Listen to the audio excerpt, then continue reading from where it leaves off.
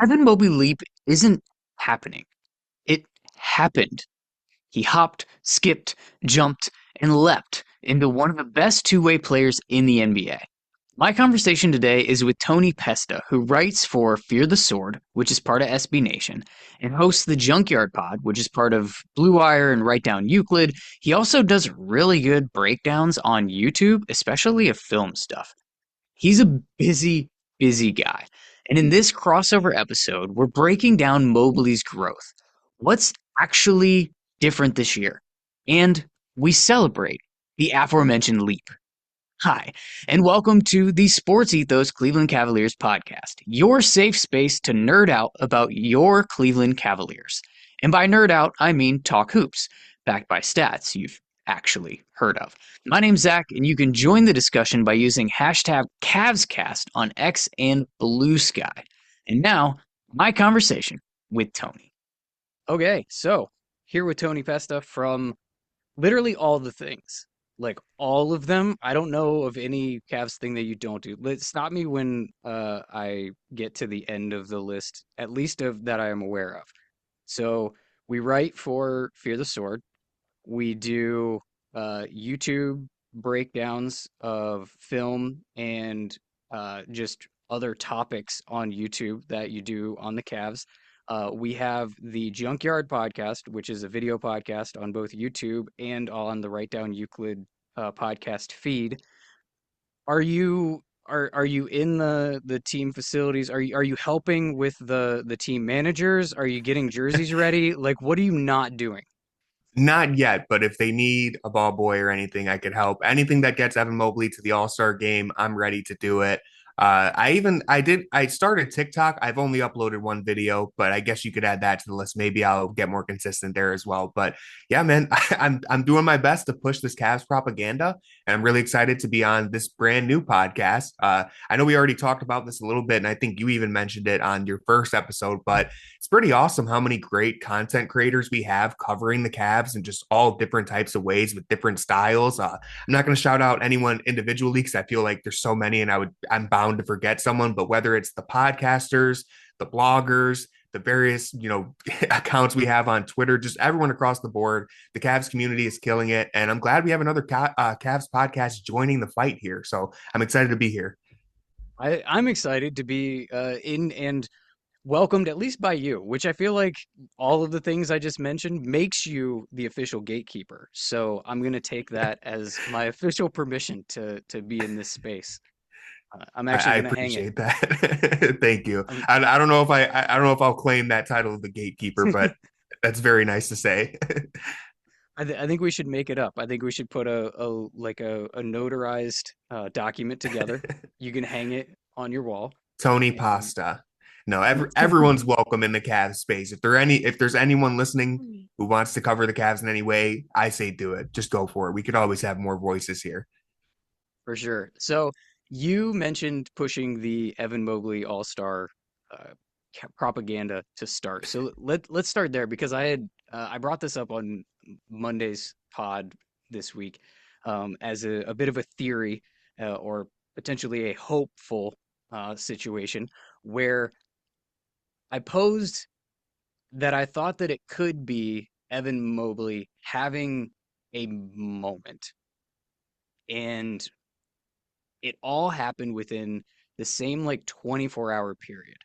He wins Defensive Player of the Month, which nobody knew was an award until Evan Mobley won it. But I don't care. It's an official award, and we're going to add it to his propaganda. He goes on ESPN. He shows up as barely cracking the top 10 for the front court on the eastern side of fan voting for the All-Star ballots. And then he follows that up and just has this massive performance against the Mavericks. He had 34 points, 10 rebounds, 3 of 6 from three, the best plus minus on the team, which I don't know if you remember looking at that box score. I've got it in front of me, was plus 32. It's ridiculous. Absolutely insane. But it all culminated in the same 24-hour period. And I'm wondering if getting that exposure on the national level and then going out and kind of just blistering on the court is enough to help like catapult him and his image in the casual basketball fan's mind. Where do you think like do you think that's, great timing, or is that just way too old school of me and nobody's watching ESPN anymore? No, I think you make a really good point because I think if we're trying to break down, this has been a question that Cavs fans have asked really forever when it just comes to being a small market team. But especially this year, we're hearing the discussion again of like, why isn't Evan Mobley getting the all-star love that we feel he deserves? I think it comes down to two things, really. They kind of go hand in hand. One, it's the general lack of media coverage, right? Like he's just not on ESPN very often. So when he does make an appearance, it's a moment for him.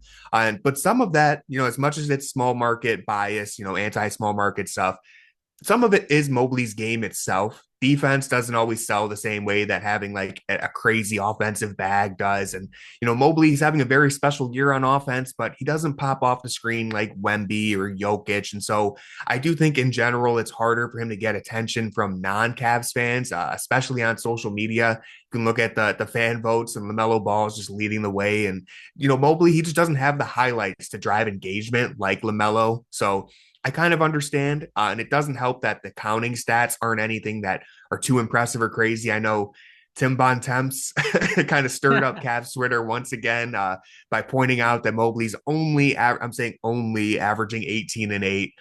The reality is, just to play some defense and combat that narrative real quick, Mobley's playing a career low 30.2 minutes per game.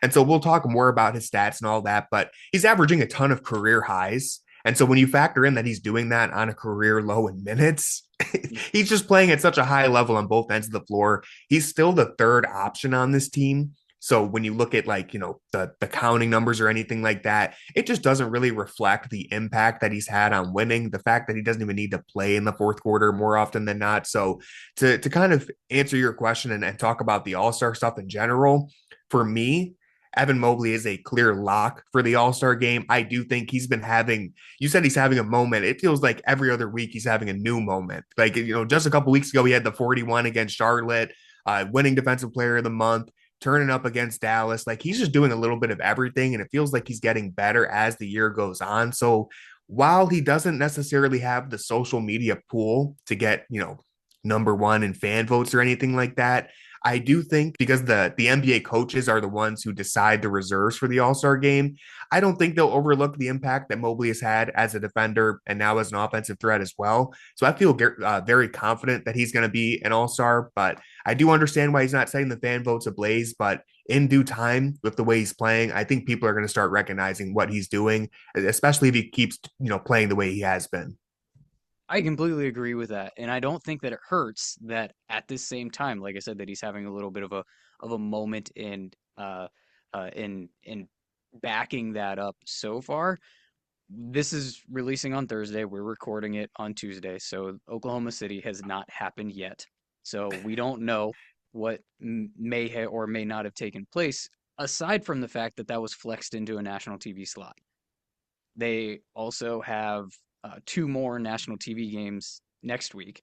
So people are, it just feels like people are getting exposed to him on a national level kind of at the right time because he's also on this tear of playing out of his mind. And the confidence is just rising and increasing for him as the year goes. And it feels like it could be coming to a head. And maybe that's just me being the optimist that people will start to take notice because of all of these things, and they ultimately actually won't because people suck and they like to take away the things that we love. I'm not sure, but that's kind of what I'm going with. And so I guess to level set our discussion today, if you couldn't tell from the way that we opened on that, today is all about Evan Mobley and the leap that he is having because I would say he hasn't he's hopped, he's skipped, he's jumped, he's leapt. The leap happened, right? Like it's behind us. It's what one, how did we get here? What does that leap look like? And kind of where could he possibly be going next? So I thought we'd kind of go through just a I think this is going to be a very nerdy podcast. I think we're going to have a lot of data, to sift through and talk about and to back some of these things, but then just kind of contextualizing it and putting our ball knower hat on and like visually on the court, what do we see that is just starkly different from what he has been in the past and kind of how has he actually been unlocked? So that's ultimately where we're going today. You started with some of the counting stats. I've got a slew of them to run through here, and these are just the per games on an improvement from last year basis for call it a handful. Field goals made up from 6.4 to 7.3, attempted from 11 to 12.7, and a lot of that is coming from the three-point line. 3 points, three-pointers made from 0.4 to 1.2, and three-pointers attempted 1.2 to 2.8. I'm going to stop there for a second. He's making as many threes as he was taking per game last year. And I think it's noticeable. Like, can you feel it in that there's a lack of hesitation and a significant increase in his just like his pull, right? Like I don't notice the hesitation that I used to and the indecisiveness at the 3-point line. What say you? No, I mean, I agree completely. I think if we were just talking what's the single biggest thing that has caused this leap from Evan Mobley, I think it is the increase in confidence. And I'll save some of my thoughts on that just to focus on the 3-point shooting for now and keep us focused. But you mentioned it. He's basically doubling his 3-point attempts while still shooting 42% on them. And most importantly, he's taking them with confidence and he's taking them from anywhere on the floor. So last season, I'll pull up, some of these counting stats, some of these nerd numbers.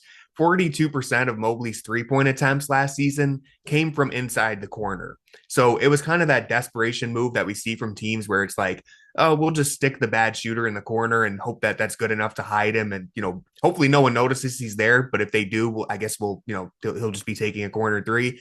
This season, only 25% of Mobley's 3-point attempts are from the corner. So that's down from 42% all the way to 25%. He's being used in a more versatile way, and that has opened the entire floor for him. And most importantly, he's not just jacking them up there from anywhere, he's actually making them too. So now he's forcing defenders to close out to him from above the break. And that's important because when he's able to take defenders off the dribble and attack a closeout, when he's getting to the middle of the floor, driving from the top of the key, that's a lot different than driving from the baseline. Now you have more options, whether it's to kick it to either corner, the elbows. You can attack with either hand, which we've seen Mobley is amazing at getting to the rim, finishing with the left or the right. So that 3-point shooting, the leap is legit. It's not perfect yet, right? Like I think the ultimate goal is I would like to see him get that volume up to 4 or maybe even 5 attempts per game. Right now he's at about 3 per game. But this is a massive step in the right direction. And we've seen him trending this way for a little while. If you just look at his free throw shooting in his first 2 years, he shot about 66% combined from the free throw line in his first 2 seasons. He managed to improve that to 71% last year. And now he's at 78% this year. So that's a real shooting leap right there. And we've seen him progress each season. So it's not like some random fluke where out of nowhere he's shooting so much better. We've seen him on this trajectory for a while. So I don't think it's a shock that he's shooting at a career high rate right now. And yeah, I mean, it's the one thing that everyone is focused on for so long is can Evan Mobley space the floor? Right now, is he, Dirk Nowitzki or Karl Anthony Towns? No, but he's clearly made a big step in the right direction, and that's all you could ask for a 23-year-old. Yeah, absolutely. And I know I didn't pull a bunch of the per 36s because you did mention that he is playing 30.2 minutes a game, which is Mm. a career low, but he also only played 30.6 last year. So like I don't feel like when I look at Evan Mobley, I need to look at the per 36 to see how he's growing. I think to your point though about his volume would be higher if he was playing more minutes and more in line with what starters around the league typically do. So I do have that over here real quick just for funsies. His per 36 3-point attempts per game would be at 3.3. So if you just kind of like you he's still not quite at that, even if you just adjust for, playing more minutes. If they would just man, if you would just stop blowing teams out and sitting your starters, so that these stats can go up. But uh there is still room for growth for him to get that volume up, which is I think speaks to the really the competence of the entire team, because I literally just did this breakdown and this deep dive again on Monday, where the team's volume is going up considerably over the past like 8 games. They went up from whatever it was. I think it was like 39 a game, 38, 39 a game, up to like 46 a game. And yet it's it's getting distributed amongst kind of everybody with the way that Mm, they share the ball. They're not just relying on one or two guys to be volume 3-point shooters. Everybody's firing, including Mobley, but it would be nice as a continued evolution and continued growth to see him, you know, shoot even more of them. But I want him to keep that confidence, and I don't want him to go away from the things that he's doing really well, like driving to the rim just for the sake of shooting more threes. Yeah, so I don't want to. I want to caveat it a little bit. Of I want that increased volume to be from a productive increase of volume, mm, and more just more reps and more opportunities increase in volume, rather than just no, you pull the trigger more. Don't pump fake, just shoot it. Who cares if that hand is in your face? You're 7 feet tall. It doesn't matter. It's not going to affect you, but it is. You know what I mean? Like he's not some laser that's just going to, drill threes that are super contested all the time. I don't think we're ever going to see him get to that, nor would we expect him to. But I mm. thought it was really astute that you brought up the drive numbers. I actually have some of that because I was interested to see where he ranks kind of amongst his peers as well as on the team from just a drive volume, because that feels like one of the areas that is much different for him from last year. In not I didn't actually pull what his drive numbers were last year, but the effectiveness of those drives feels a lot more tangible Mm. because people are respecting that 3-point shot. They're biting on those pump fakes now. He's not just pump faking into a guy that's sagging off of him and like just driving to what the defender is expecting him to do, right? He's pump faking, they're biting, and he's actually got an advantage on those drives. Would you believe me if I told you that Evan Mobley is tied for fourth on the Cavs in drives per game, behind only Darius Garland, Donovan Mitchell, and Ty Jerome? He's tied with Karras at that spot. I'm surprised Ty Jerome is that high, but I love to see it from Mobley. I love to see, we've kind of hit on this a little bit, but just the fact that if you look at the touches per game too, like last year it's like Darius and Donovan completely dominating the ball. Yep. Now it's really spread out. I think Mobley is second, or I think he's third in touches per game, but it's like Mhm. last year he was 20 touches per game behind the two guards. Now he's like right behind them. And I think that's where you see the drive numbers increase. You see, the ball isn't, they're not averaging as many assists per game as last season. I don't think it's right around the same number, if anything, but the ball feels like it's moving more, and it's because other guys are able to bring up the ball and touch it more often rather than it just being that heliocentric style with the two guards. So that's a great stat. I love to see Mobley being more aggressive on his drives, and I have stuff on that too, but I'll let you keep cooking. Well, in that same vein, so he is third in shots on the team in shots taken and made off of drives, behind just the two guards. He's fourth on free throw attempts from drives and third in points off of drives, again behind the two guards. It's it's it's noticeable to me because this is a 7-footer that is listed as a center on NBA.com. Like when I pulled amongst his peers, I had to pull the center position. He's not even showing up in the forward data.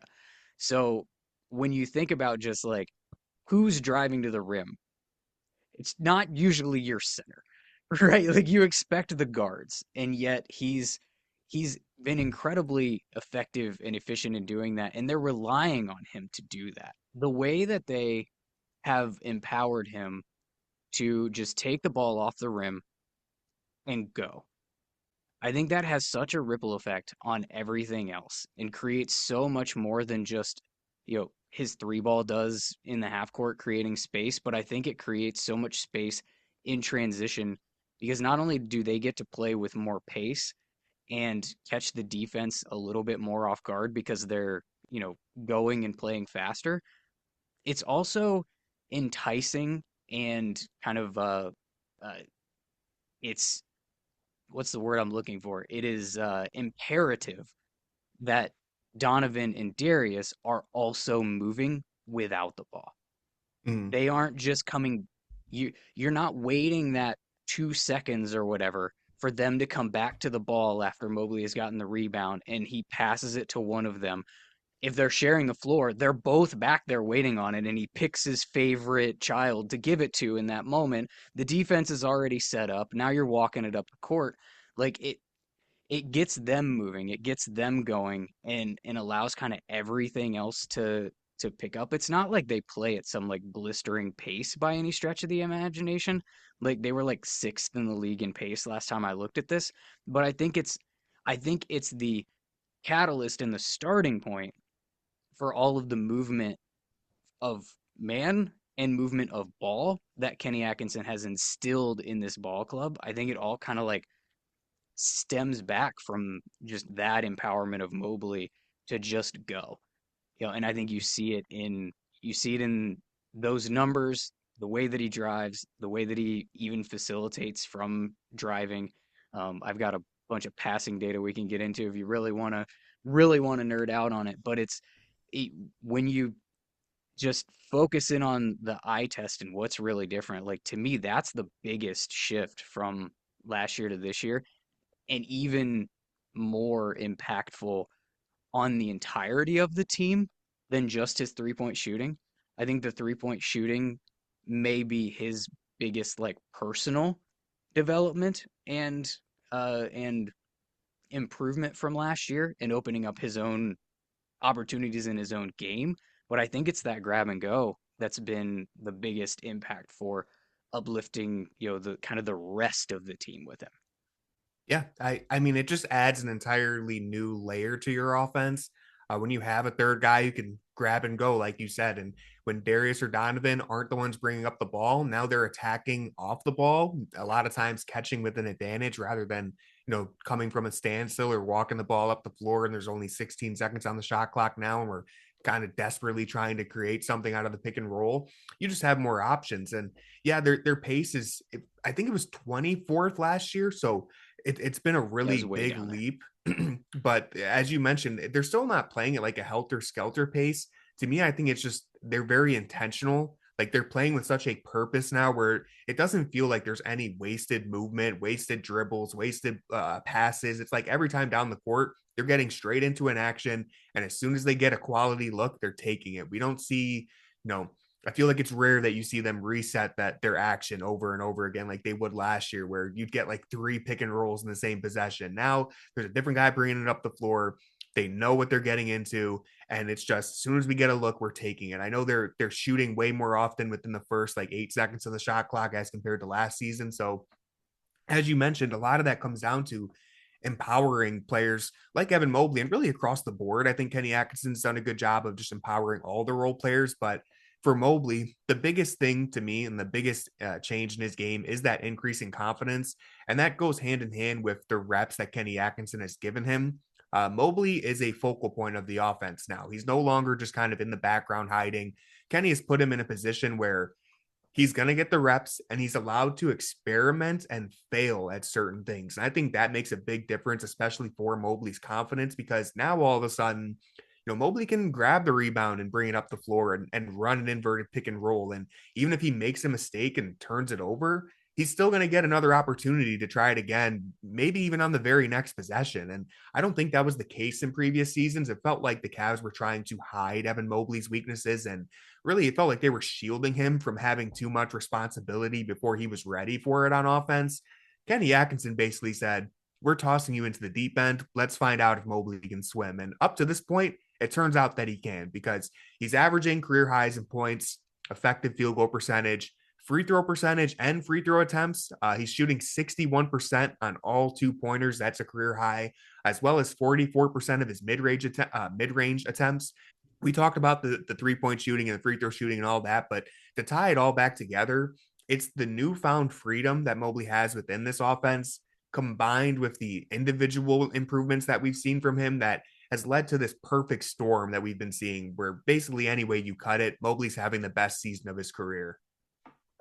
Yeah, absolutely. And I think I one of the increases from last year that I actually like, which doesn't sound uh intuitive at all, is that his turnovers are up from 1.8 to 2.1. I Mm, actually like that yeah, because it's also, it's coming with the usage. His usage is up from 20.6 to 23.6, and as we've been talking, he's a way bigger focal point of the offense. They're running way more stuff through him, and he's getting that opportunity to make some mistakes, but also like it's not that many more mistakes. Like it's only a yeah. tick up, and when I look at kind of where he stands with the rest of, the centers in the NBA, again, the way that, the NBA looks at him positionally, like he's top 10 in a lot of the facilitating metrics that you would look at, like passes per game and potential assists per game. He's actually tied for fourth in secondary assists per game, Mm, among centers in the NBA. And it's the guys that you expect to be ball dominant at that position that are ahead of him. It's the Jokic's, the Randalls, and the Shenguns, and these dudes that are like, oh yeah, of course they're the ones that are, driving the ball or doing more facilitating from the center position, because literally the entire offense is built around this player on this team, with the exception of Randall, who the offense is he supposed to thinks be the built offense is around built Ant, around. but yeah, Yeah. he would tell you otherwise. He's still in like drives per game, which we were talking about earlier. He's still ahead of guys like Embiid, like Jokic, like Anthony Davis, Bam, Wemby, like these basically the star of their team. Yeah, he's ahead of a lot of these dudes, as you mentioned earlier, the third option on offense. It's almost like we love it because we love them and we want the team to be good, but he's almost suffering in numbers and therefore in the reputation around the Mm, league by just like casual NBA and basketball fans, from the fact that he plays with other good players on a good team. Like it hurts him in that way. Uh, LaMelo Ball is getting a lot of talk here with the that All Star, stuff. But like, if Evan Mobley was the number one option on a bottom feeder team, yeah, sure, he would probably put up lots of big numbers and make a bunch of mistakes, and people might be like, "Oh my gosh, look, he's such a beast."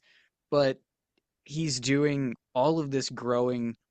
He's doing all of this, you know, shouldering so much impact that he never has before as a young guy on the best team in basketball.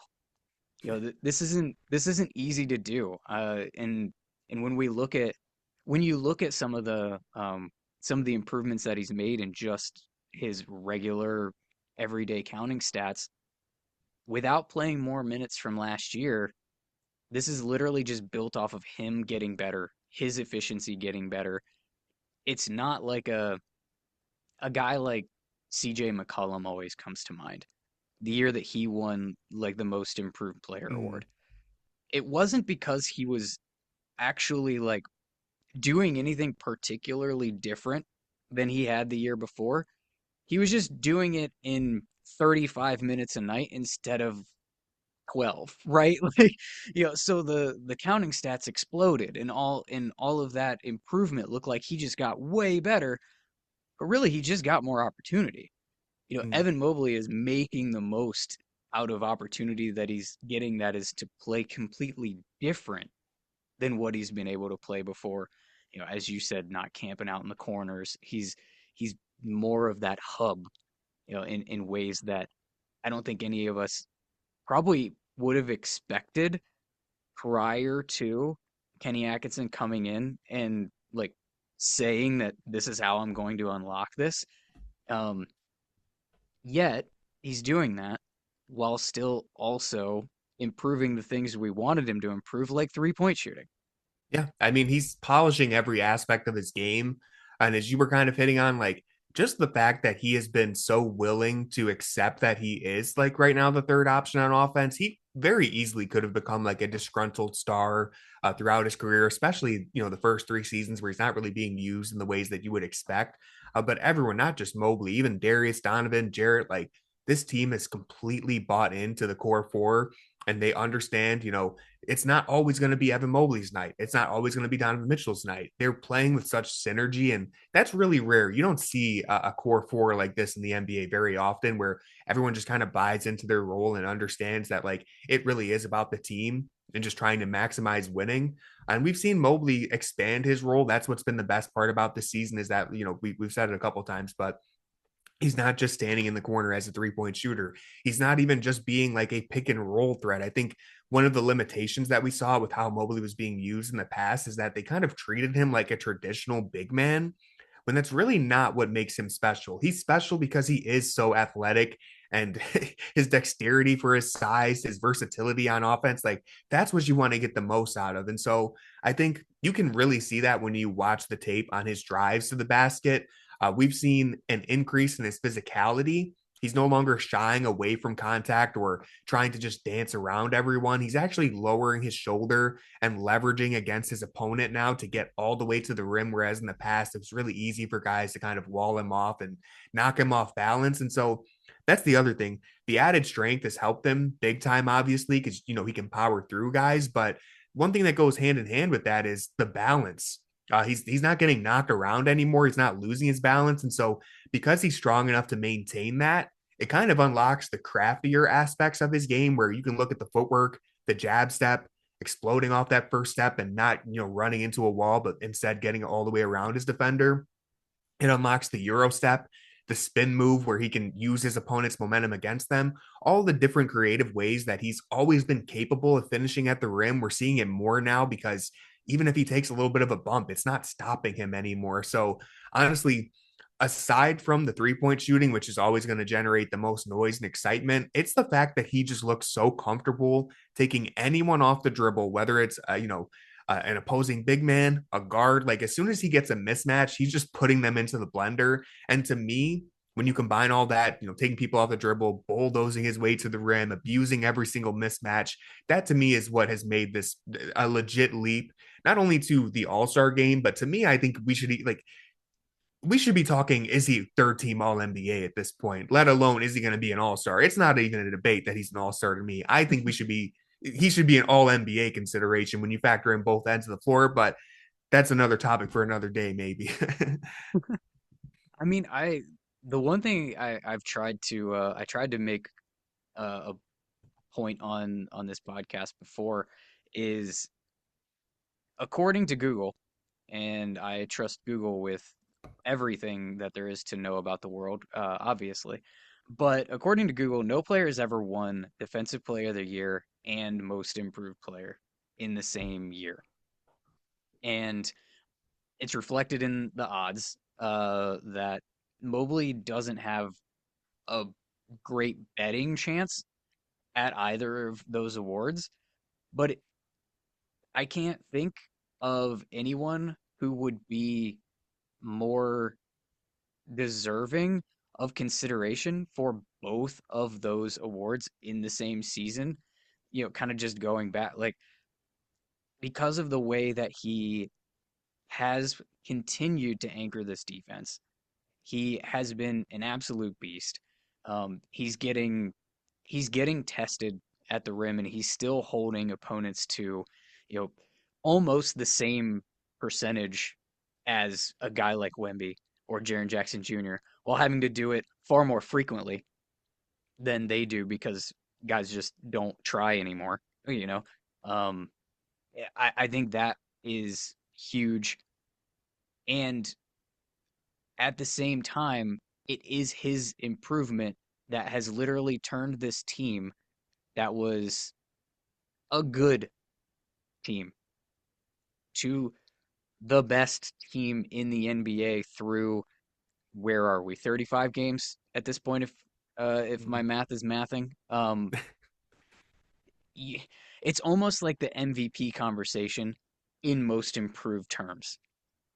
If you consider an MVP candidate the best player on the best team, in their impact in that way, if you look at that at all through a most improved lens, I don't know how you come up with another name than Evan Mobley in the way that he's just elevated this whole team from, like we mentioned, just becoming a hub, the transition stuff, the grab and go, the shooting, all of the growth that he's had on the offensive end while still backing it up on the defensive end too and still, getting better on that side.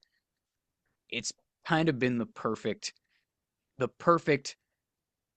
so far of Mm, what we could have hoped for coming in with a new coaching staff and really it being put on him because we don't have to relitigate the summer that the Cavs had, but it was kind of a shock that they made zero roster changes. The one big thing that they did for this team was the coaching staff. And so it solidified that this team's potential was going to be on internal growth. yeah. And the player that had the opportunity to do that and had the ceiling, that was untapped and would have to make the most leap for that to happen at all was Evan Mobley. And he's delivered and then some. So I ask you as kind of our final, wish list to I guess Santa Claus can't really help us because he's done and gone. But to somebody, whoever can deliver you this gift, like what's that next thing? If you can get greedy right now, what's that next thing that you would like to see from Evan Mobley in to continue, furthering his development? Yeah, I mean, listen, I'll give two answers. I'll give kind of like a cheating cop out answer, and then I'll get a little more specific. The next thing that I want to see is just literally everything that we've already seen just continue to trend upwards, right? Like, can he continue to take just a little bit more, add a little bit more to that 3 point volume without sacrificing the efficiency? Can he get to four, maybe even five attempts per game while still shooting close to 40%? And one thing that I also want to mention on that too is the good thing about that is, yes, the volume's not too high, but right now, I don't really see him passing up open looks. Yeah. Like anytime he's open, he just takes it. So that's something important to note when we talk about we want the volume to be a little higher. He's taking all the ones that are there for him. So that's good to Yeah. see. But yeah, as far as like what do I want to see next for him? I want to see him continue to put more pressure on the rim, taking people off the dribble. I want to see him continue to be more of an offensive threat. And really the defense, it just kind of gets overlooked. We went this whole time barely even talking about the fact that he's like legitimately at worst the third best defender on the planet. I think you could argue he's the best defender. We won't get in, is it Wemby, is it whoever, but he's clearly the top three. And that just goes overlooked. Even by myself, I don't even Yeah. spend too much time looking at the defensive metrics anymore because I'm like, yeah, he's incredible. If you just watch the game and you can see him completely shutting things off. If he's within like 3 feet or even like 6 feet of someone, they just don't want to shoot. It's just like he just suppresses everything. So he's an incredible defender. He gets better on offense, as we've seen. He becomes one of the best two-way players in the game. And to give you a more specific answer on something that I'm going to be keeping an eye on, I'll give you two things actually. One, the free throw shooting has been improving. The attempts per game has been improving. He's at a career high rate, but I'd still like to see him get to the line a little bit more often, right? Continue to be more physical. Those are just easy points. If you're a 7 footer who moves the way he moves, like I'm not saying he needs to turn into a grifter or anything, but if you get to the free throw line a little more, that'll make me happy. And the one thing that I'm keeping an eye on that has actually surprised me this year because it feels like it should be higher than it is. It's his assist numbers. They're actually lower than last season, which surprised me a little Yeah. bit.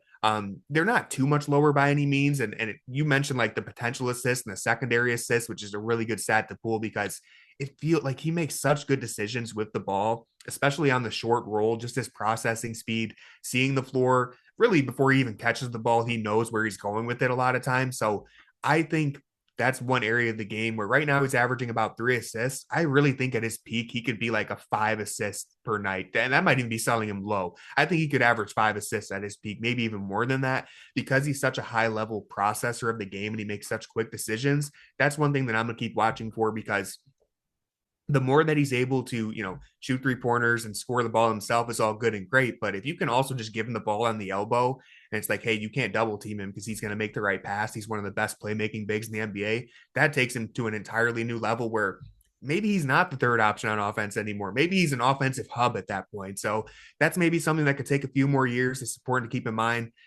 Dude's 23. It's pretty crazy that, it feels like because because the Cavs kind of accelerated their timeline trading for Donovan Mitchell, we almost forget that Evan Mobley is still basically an NBA baby. He's only 23 years old. He's like Yeah. 4 years away from reaching his, where most players would consider their peak. So it might take a little while, but I could see Mobley easily being a guy who averages upwards of 20 points, 5 assists, the 2 blocks per game, whatever, 10 rebounds. Like there's so much more room for potential here. And the encouraging thing is that we're really seeing him start to materialize a lot of that potential and give us enough indication of, the last few years. I'm sure you and me have seen the potential, and a lot of people did, but a lot of people were waiting for it to start to materialize, and we've seen that now. And so there's some proof of concept here that no, he actually is kind of a unicorn and he's trending the right way. So it's been a fantastic year to be an Evan Mobley believer. Evan Mobley Island is just, it's expanding. It's becoming a whole continent. It's been incredible. Yeah, I'm with you. A couple of things on some of the points that you made. I think the 3 point, the lack of hesitancy in the 3 point shooting, I think that's even been evolving as the season has gone. Like I think you see it, that confidence rising as he goes. Mm, Earlier in the season, I think, and I think I heard you say it on the Junkyard Pod at some point in time too. So I know you noticed it. There were still moments where I'd still like to see him shoot that one. Like he mm, still was a little bit hesitant or would pump and go when there really wasn't the need for a pump. Like yeah, at that moment, just go ahead and shoot that. I'm not seeing that anymore. That's just gone from not his at game. all. Yeah. He's just catching it in rhythm and he's shooting it. And guess what? Holding the follow through and everything, real Yeah, confident every time, even on the misses. It like you can tell he'll take a 3 pointer, hold the follow through, and like almost back up like he's Stephen Curry. Like he thinks it's going in, and it doesn't yeah. always go in. But the fact that he thinks it's going in, that's a good thing to see. That's huge. Absolutely huge. It is surprising that he doesn't get to the line more with the way that he is driving more. Still only 4 attempts a game is seemingly low. But that's kind of what it is for the rest of the team as well. Like nobody really lives at the line. Yeah. Um, and I think part of that, so I did a video about this earlier in the season too. I think that also goes into your assist point too. Like I think just the way that this team is playing and moving the ball, it hurts them on some of those metrics. Like they are driving to open up shots for other people. A lot of their offense is really predicated on the drive and kick out or the drive and like dump down to, a guy like Jared Allen to finish, where they're not driving to score necessarily. They're not driving and looking to create that contact. They're driving looking to facilitate to somebody else, and they're also moving the ball so quick that nobody's really, aside from Darius a couple of times having some big assist games, like nobody really gets a lot of assist volume either because they just keep the ball moving until they get that great shot. And it may be he probably made the right pass to the guy that was open, but then he kicked it to the guy that was more open, and he kicked it to the Yeah. guy that was more open, and that thing there was nobody within 12 yards of him, and it's going down. It's been so much fun to watch this team, and I think Evan Mobley has really just kind of unlocked everything.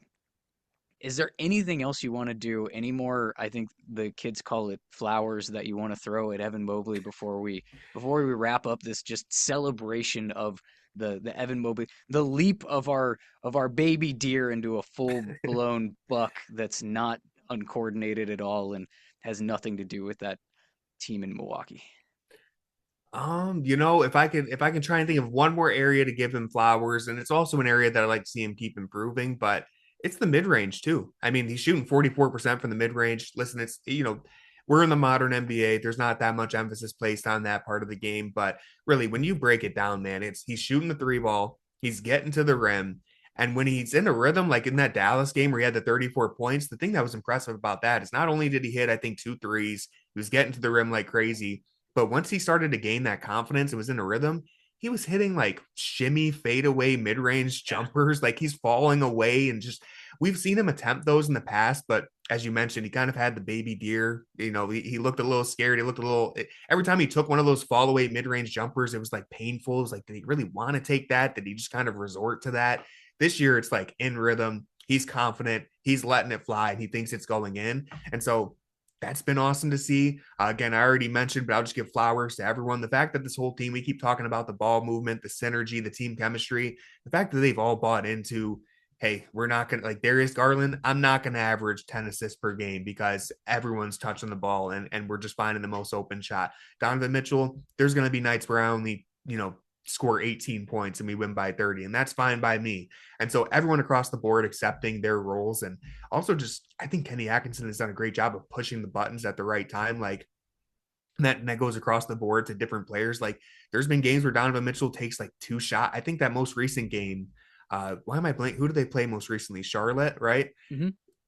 Well, this will come out on Thursday, so technically it'll be the Thunder game. But the Charlotte game, I think Donovan Mitchell had 2 points in the first half, and then he comes out in the third quarter and the fourth quarter and scores like 17 because he just realized this is my moment of the game to shine. Feels like everyone on the team has had their own moments and they've recognized when it's time to step up and they've knocked it out the park. Yeah, I think somebody put it on Twitter, and I can't remember who did it, so I can't give them credit. But just noting that the core four all led the team in scoring Yeah. on that West Mm. road trip. They each like took their turn. Mm. Everybody's had their moments to dominate. Everybody's had their moments to shine. None more so in the Cavs space though than Tony Pesta. Thank you for doing this. This was a blast. Thanks for nerding out. Um, It's a great you time. and everybody else. Hopefully we get to do this again. Yeah. Thanks, man. I really appreciate coming on here. This was a great conversation and I'm looking forward to doing it again. Thank you so much for hanging out today. If you made it to the end, please leave a like if you're on YouTube and rate the show 5 stars on the podcast app that you are using right now if you are listening. Now, the episode is officially over, so go ahead and open your App Store and download the Sports Ethos app for one of the best blurb feeds in the business. Cavs players, fantasy tools, updates, it's all there. As always, I'm Zach. That was Tony. Thanks for nerding out with us, Cavs fans.